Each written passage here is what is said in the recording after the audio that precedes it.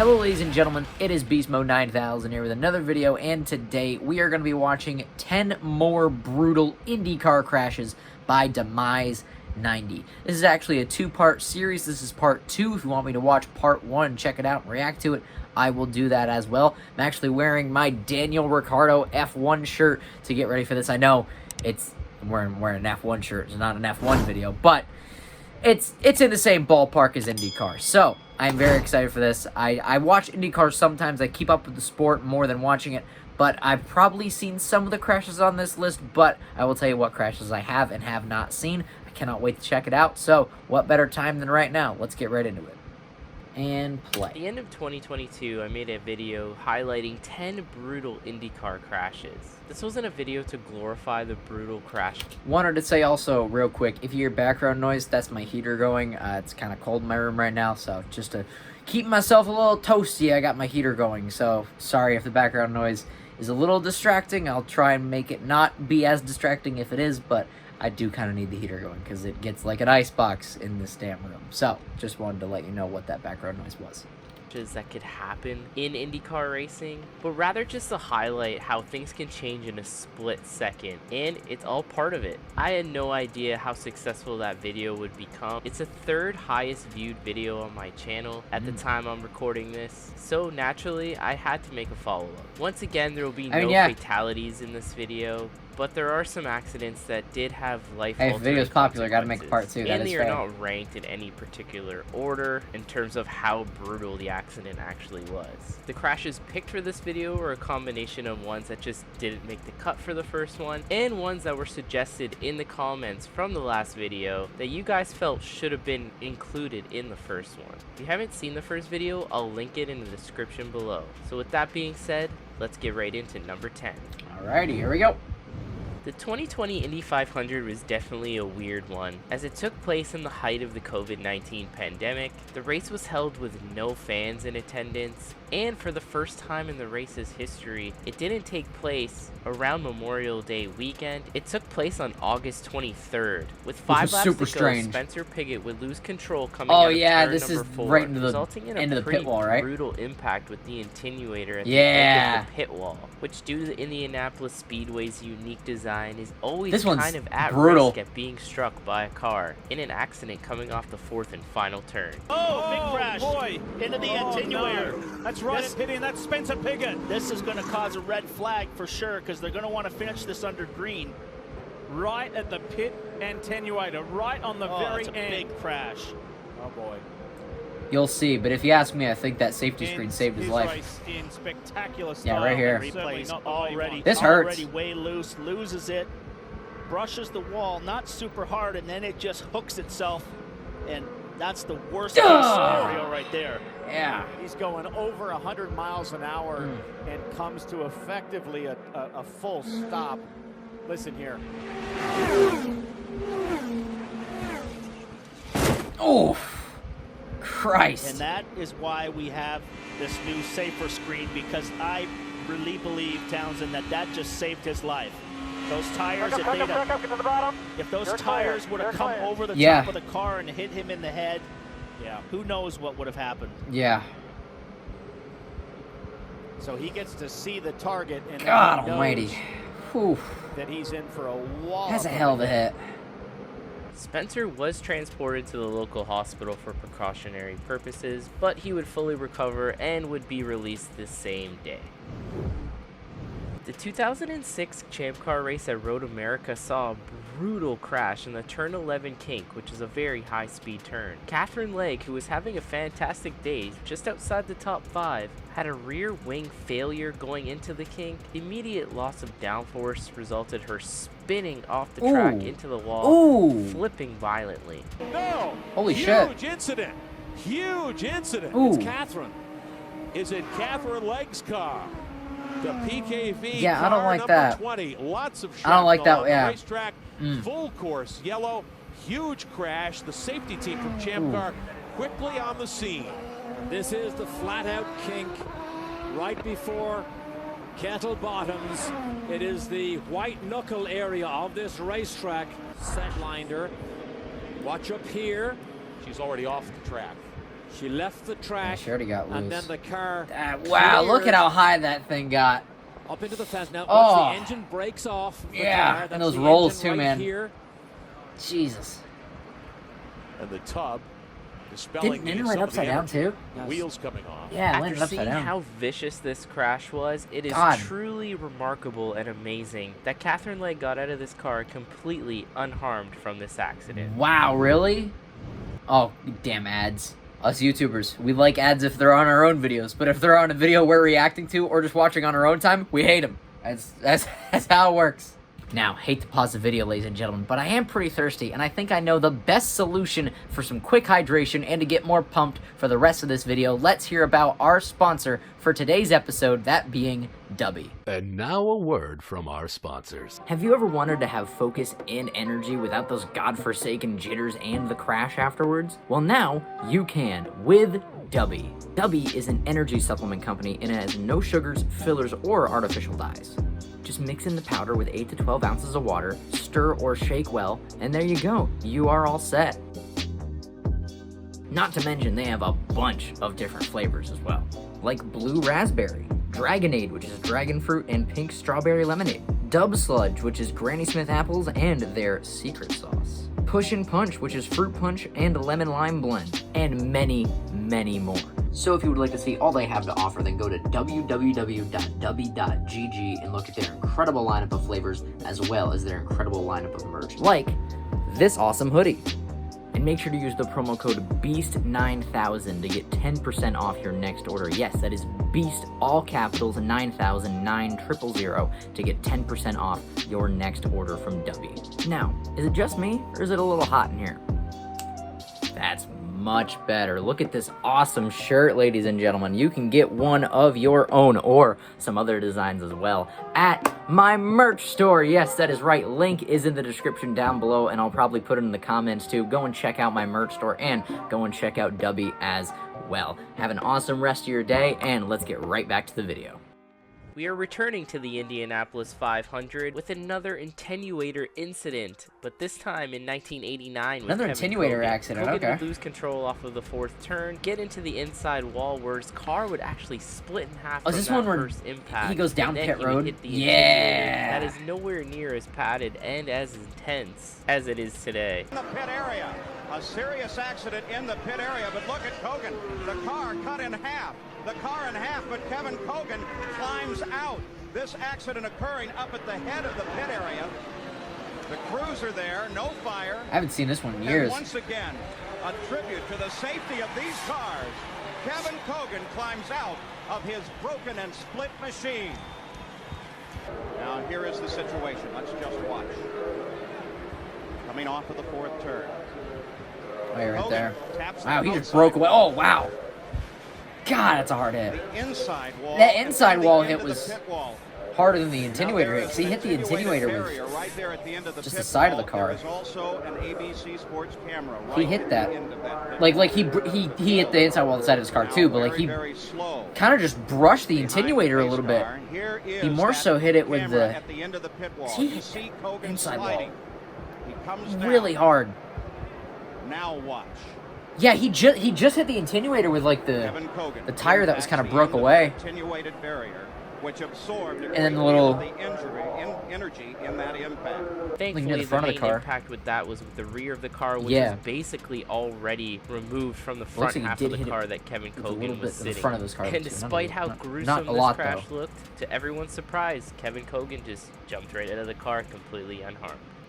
God, it's gotta hurt. Practice for the 2009 Motorola Indy 300 at Sonoma saw a pretty brutal incident. Nelson Felipe lost control in turn number 3 and stalled his car Ooh, right in the yeah. racing line. There's major elevation Ooh. change here at the exit of turn number 3, so it's essentially a blind corner. EJ Vizo came around the corner first, saw Felipe, and was not able to fully avoid him and made contact with his was that front willpower wing. that hit him in the second Unfortunately, car? things would get worse when Right. the next car through willpower. Yeah, would be I full remember throttle hearing about exiting this. I turn don't think I number ever 3 saw it, though. And would smash right into the stalled Felipe.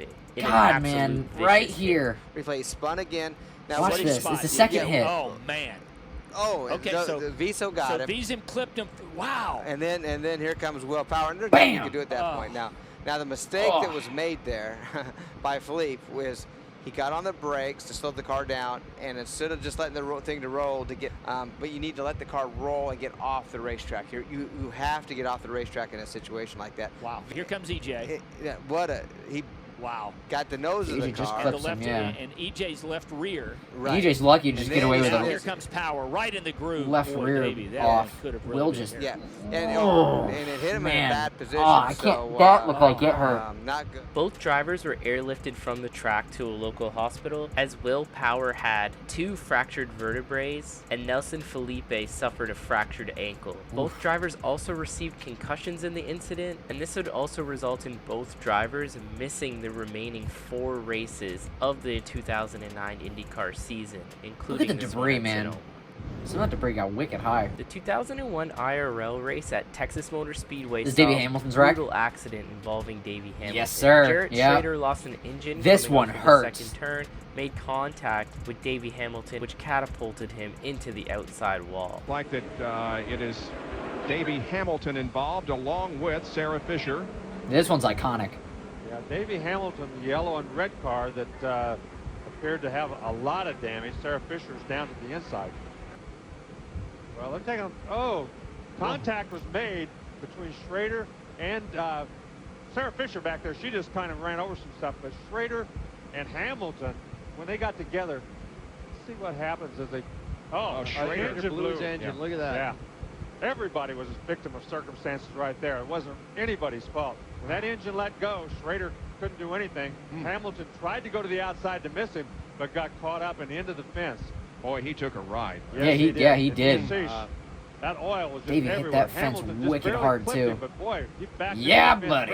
Almost gets upside. He's lucky he didn't get upside down. He hit that wall a ton, and Sarah Fisher just got into the debris. Now, at regular speed, we're on board with Sarah Fisher. I don't even ever seen the onboard though. Hey, there's a spin. Slow down. Go low. Slow right down. Ooh, she hit that tire wicked though. Wow. Punt kicked it. Randy Orton style. Man, oh man, she hit that wheel. Wow, that's scary. That is scary.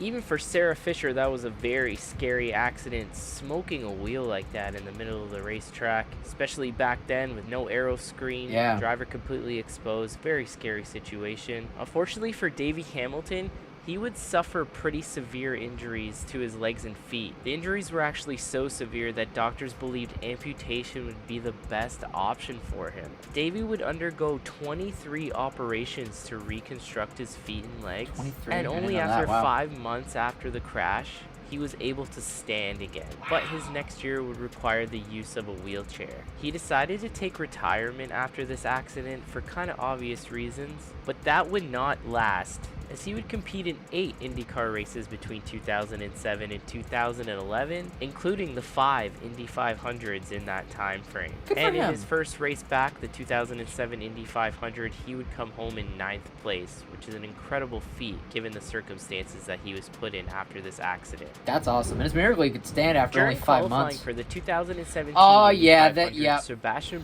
Now I'm gonna preface this one with.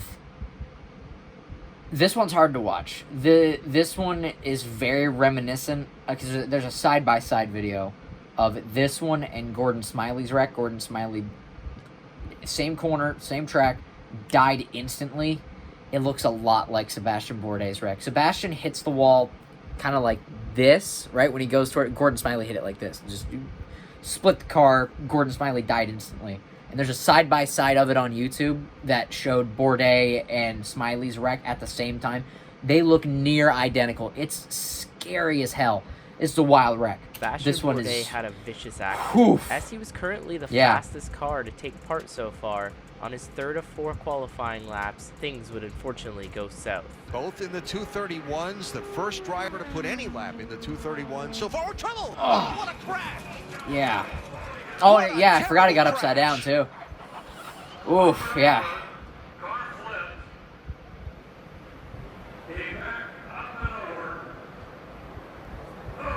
That was a hard hit. Sebastian Bourdais would unfortunately suffer multiple fractures in his pelvis, God. and he fractured his right hip due to the impact. He Man, had that's to a have hard hit. surgery, but it was successful, and Bourdais would miss the Indianapolis 500 as well as the next 8 IndyCar races. However, Sebastian would return for the final 3 races of the season, starting in Gateway, where he would finish a very respectable 10th spot. 1995 Indianapolis 500 saw one of the most brutal IndyCar crashes of all time. Stan Fox got into the wall. Oh yeah, where his legs got exposed. The front end of his yeah, car off, leaving him and his legs I forgot about this one. Exposed. This one's Just crazy. unbelievable to see. And we've got a car into the wall. Right off of the first turn, 2 cars tangled. One of them is Eddie Cheever. The other looked to be Stan Fox. And the front end of one car cut away. The rest of the field slows. All right, Paul, in turn 2 we can see debris. I forget what injuries Stan had too. Debris, broken race cars, laying all over this race track. I remember them being pretty extensive. All the way from turn 1, clear down here. There's Dan Fox. Or pretty sitting right serious. in front of us there. The Or biggest both. thing the guy's going to have to worry about when they come back around, cutting their tires and all the carbon fiber laying around. Here it is as the leader, Scott Goodyear, came off of 2. Now watch way up in the corner. Suddenly 2 cars get together.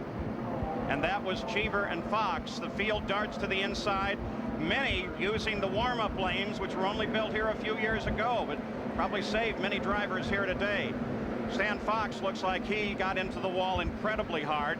We're concerned about him, very concerned. We'll keep an eye, and we won't report anything until we actually have it confirmed. You can see as we look at this second replay how many tires and suspension pieces began to come off the cars right away and affect cars that really were not part of the original accident at all. Lynn St. James was one of those who was tagged by flying debris. Here's a third one from the car of Bobby Rahal, who of course started fairly far back in the pack. Watch to the right of the screen, and there's where the debris is already bouncing around. Remember, carbon fiber is dark gray in color. It's very hard to see against the track, particularly on a day like this, so it's easy to pick up a flat. It would look from my vantage point down here in turn 2, Sam and Paul, that something must have broken on the Fox car, because it immediately made a right-hand turn. That's not normal. Stan Fox No, was not normal at all. seriously injured in this accident, but despite his legs being completely exposed, those were not the worst of his injuries. Oh, wow, okay. Unfortunately, he suffered a serious head injury that put him in a coma for 5 days. He had to have surgery to remove blood clots from his brain. After a month, he was moved from the hospital's critical care unit to a private room, which he finally showed signs of improvement. The accident ended Stan Fox's racing career, but he would stay involved in the sport and started a non-profit organization called Friends of the Fox, which supports people with head injuries. And he would bring a person to the Indianapolis Motor Speedway each May to meet the drivers and get a VIP treatment. Which makes the story even sadder is after he survived this horrendous accident and started the charity, he would be tragically killed in a head-on collision on December 18, 2000. Really? On the desert road some 200 miles south of Auckland, New Zealand. He was driving through the night to attend a speedway meeting and collided head-on with a northbound tractor trailer. Wow, that's unfortunately ending his life. That sucks. After a lap 7, I didn't know about that after the crash. I didn't know. Like I remember there were pretty intense injuries. I didn't know about the coma. I didn't know that he did a non-profit afterwards too. That's cool. That's nice of him to do. But then like, I didn't know he died after. That oof, poor Stan.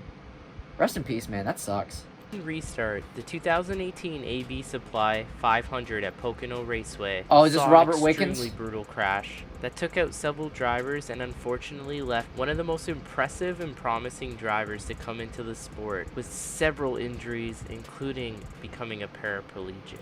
It seems like truly a miracle that Robert Wickens even survived this accident, as it was extremely brutal. I'm actually going to stop it right here for a second. I wanted to say something.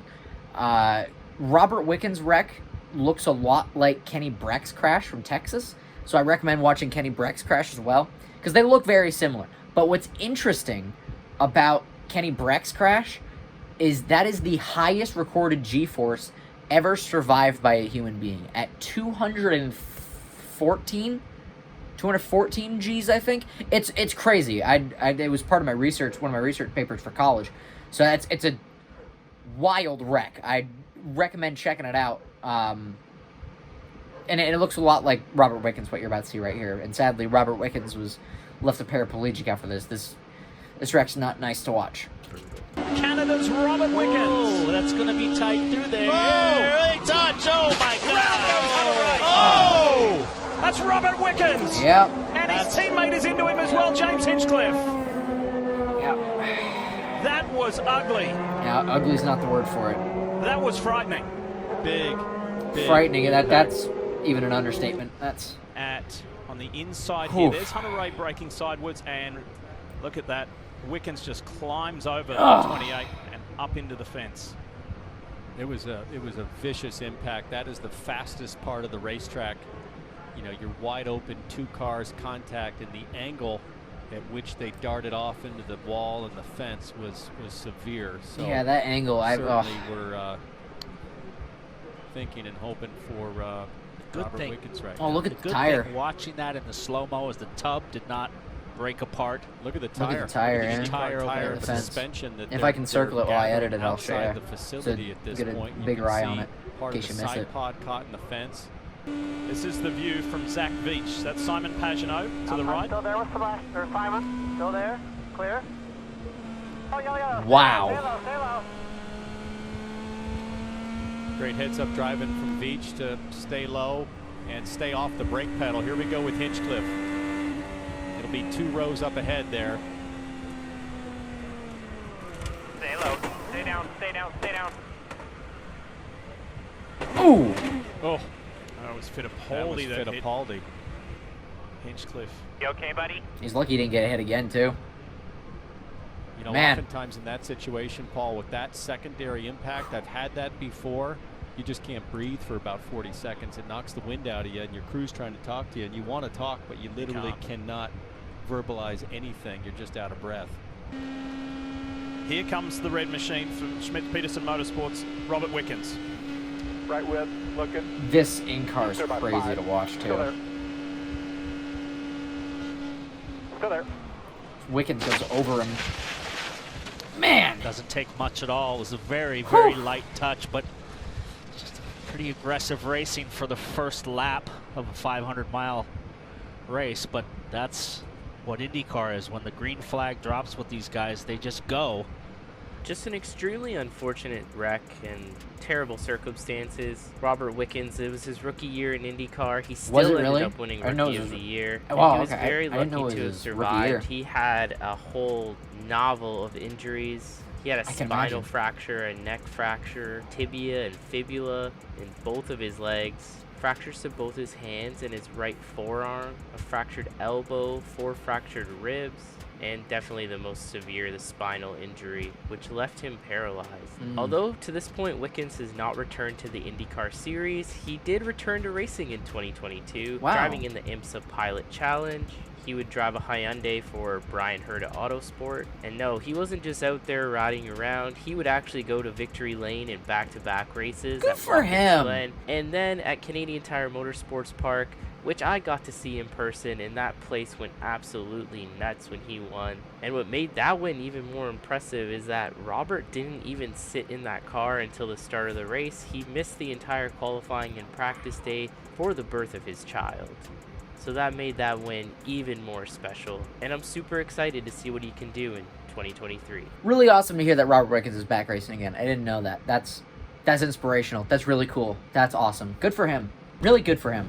The 1996 kart race in Rio would see an impact of over 120 Gs by Mark Blundell. Although by definition Rio is an oval with only left turns, the track was anything but oval shaped and had a very unique layout. But due to this, some of the angles for the walls were pretty sharp, and unfortunately Mark lost brakes going into one of the turns and basically hit the wall head on in an extremely brutal impact. Well, it makes a big factor on this long straightaway, and for the first time in an IndyCar. I saw him break away. It looked like, and no, against the wall.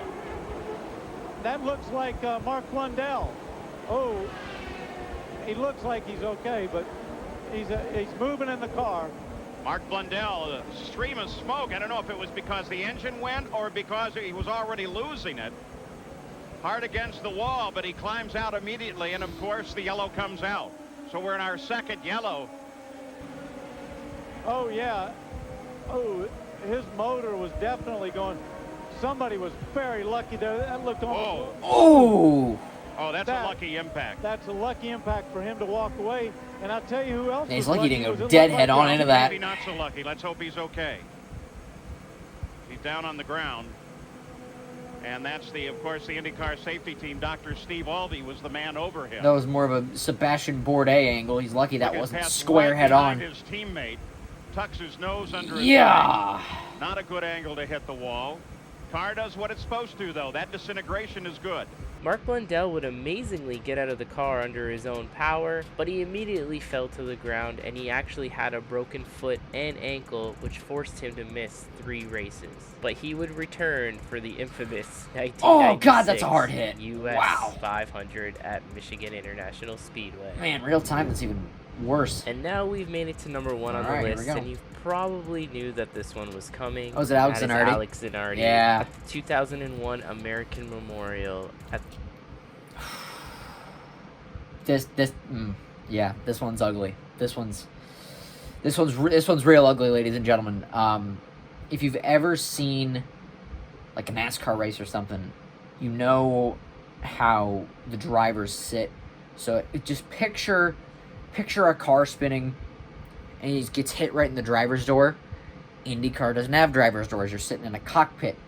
Zanardi basically gets hit just square in the side where the driver's sitting, and it's not pretty. It's not pretty. He's lucky to survive. Absolutely. I don't know how he did. Stages, and Alex Zanardi was making a pit stop. The team went fuel only and did not elect to change any tires. The Euro Speedway has a service road at the exit of the pits, similar to the Indianapolis Motor Speedway, where you'd rejoin the track on the backstretch. However, under acceleration, Alex Zanardi on his cold tires unfortunately lost control and slid into the track. Patrick Carpentier was fortunate enough to miss him, but unfortunately, Alex Tagliani could not. Yeah, right here. Oh my God, dude. Yeah. Yellow is out. Zanardi coming out in turn 1. Loses control of the car.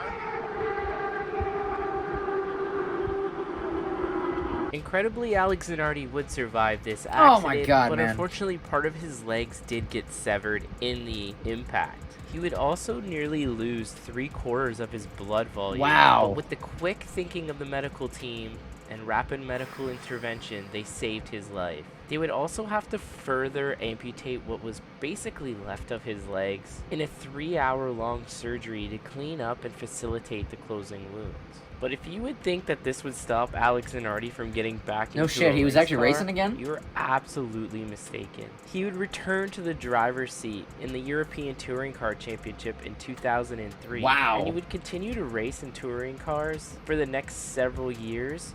Before going to GT3 in 2014, he even raced DT. Now, real quick, I'm going to go back and re-listen to what he's saying, but I have watched this crash a lot to just try and figure out where he went.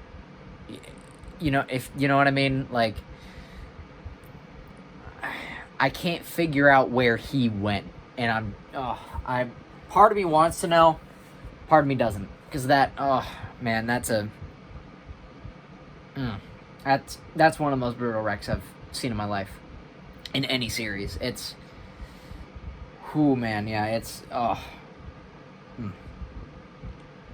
Go back 10 seconds. And he would continue to race in touring cars for the next several years.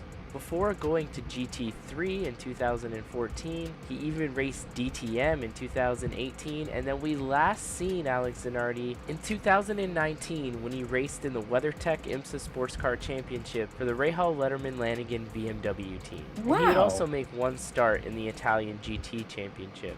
for BMW Team Italia. And there would be multiple trips to victory lane throughout those years.